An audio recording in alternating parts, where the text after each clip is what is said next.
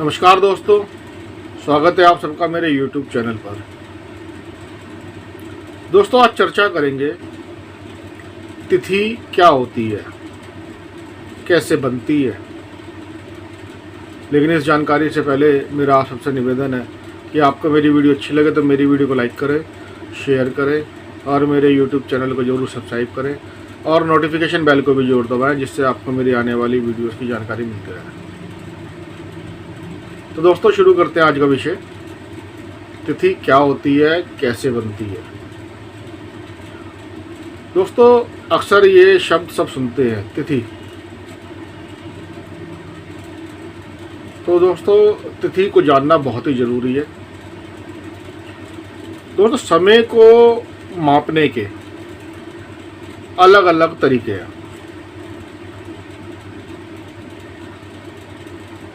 Hindu system में दोस्तों पंचांग के 5 अंग होते हैं। उसमें तिथि, नक्षत्र, वार, योग, करण, तो ये 5 अंग होते हैं पंचांग के। और इसके साथ साथ कुछ दूसरे घटक भी लेते हैं, जैसे सौरमास, चंद्रमास, लगन। दोस्तों, ये सब अपनी अलग अलग स्थितियों से और अपनी अलग अलग युतियों से किसी भी विशेष काम को करने के लिए शुभ या अशुभ स्थिति का निर्माण करते हैं। तो दोस्तों, आज जो टॉपिक है मेरा वो है तिथि के बारे में। जैसा मैंने बताया कि पंचांग के 5 अंग होते हैं और उसमें तिथि एक उसका अंग है। तो आज तिथि को कैसे देखते हैं और तिथि क्या होती है। दोस्तों, हिंदू काल गणना मतलब हिंदू समय की गणना, उसमें एक मास में 30 तिथियां होती हैं। और दोस्तों, ये जो 30 तिथियां हैं ये 2 पक्षों में बटी होती हैं और इन 2 पक्षों के नाम है शुक्ल पक्ष और कृष्ण पक्ष। दोस्तों, सूर्य बहुत ही धीमी गति से चलता है और लगभग 1 डिग्री प्रतिदिन के हिसाब से सूर्य की गति है। और चंद्रमा 9 ग्रहों में फास्टेस्ट मूविंग प्लेनेट है, सबसे तेज चलने वाला ग्रह है। और चंद्रमा पूरे महीने में लगभग 360 डिग्री चलता है। दोस्तों, हम सब जानते हैं कि पृथ्वी सूर्य का चक्कर लगाती है, सूर्य के चारों ओर घूमती है। लेकिन जब हम पृथ्वी से देखते हैं तो हमें लगता है कि सूर्य पृथ्वी के चक्कर लगा रहा है। और दोस्तों, चंद्रमा भी पृथ्वी के चक्कर लगाता है। तो और दोस्तों, एक बात और ध्यान रखने वाली है कि जो भचक्र दोस्तों भचक्र 360 डिग्री का माना गया है। भचक्र मतलब जिसमें सारे ग्रह चक्कर लगाते हैं। ये एक इमेजिनरी एक रूट माना गया है ग्रहों का। दोस्तों, भचक्र के बारे में जानकारी आपको मेरी वीडियो से मिल सकती है। मैंने भचक्र के ऊपर एक वीडियो बनाई है, उसमें भचक्र क्या होता है उससे आपको पूरी जानकारी मिल जाएगी, तो आप मेरी वीडियो देख सकते हैं। तो दोस्तों, पृथ्वी का चक्कर लगाते हुए जब सूर्य और चंद्रमा आपस में कुछ दूरियां बनाते हैं, कभी ये पास आते हैं, कभी दूर आते हैं। तो दोस्तों, जब ये दूरियां बनाते हैं तो अलग अलग उसमें कुछ डिग्री के हिसाब से दूरियां बनती हैं। तो ये जो दूरियां बनती हैं इनको कोणीय दूरियां भी कहते हैं और इन्हीं दूरियों को तिथि का नाम दिया गया है।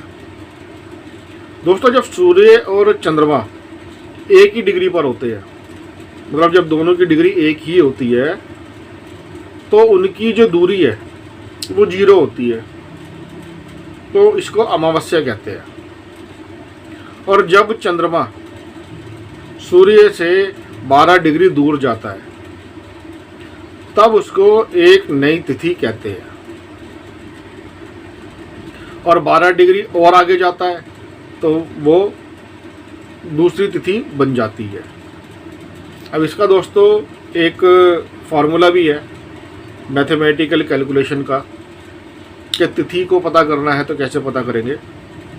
तो तिथि को पता करने के लिए चंद्रमा का भोगांश, उसमें से घटाएंगे सूर्य का भोगांश और उसको भाग करेंगे, डिवाइड करेंगे 12 से, तो जो आएगा वो तिथि होगी।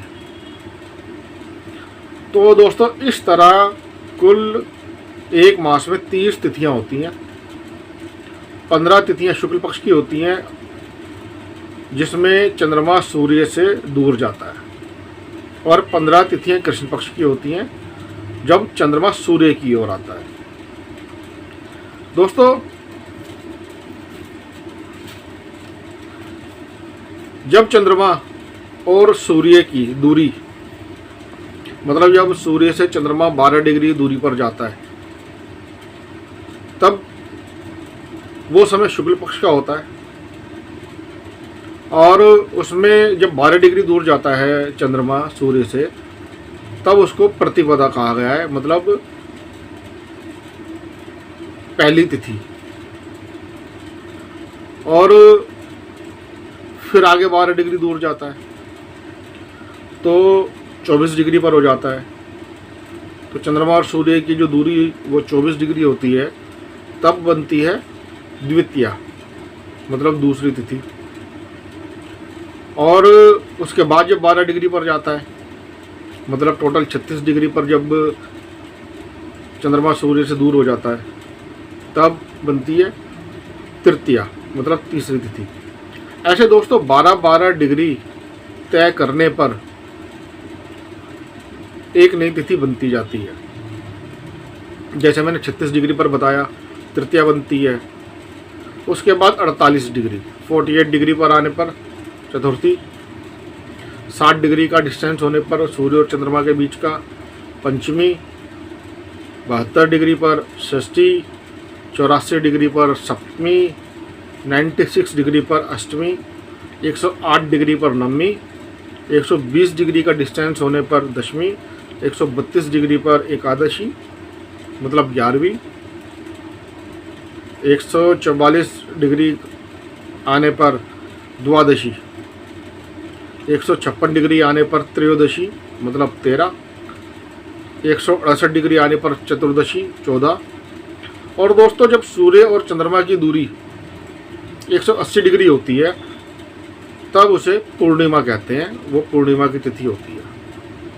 तो दोस्तों ये पूरा पक्ष हुआ शुक्ल पक्ष का। अब ये क्या होता है दोस्तों, 180 डिग्री की दूरी के बाद जब चंद्रमा आगे बढ़ता है तो ये डिस्टेंस कम होने लगता है, तो ऐसे में चंद्रमा सूर्य की ओर जाता है। तो दोस्तों ऐसे ही जब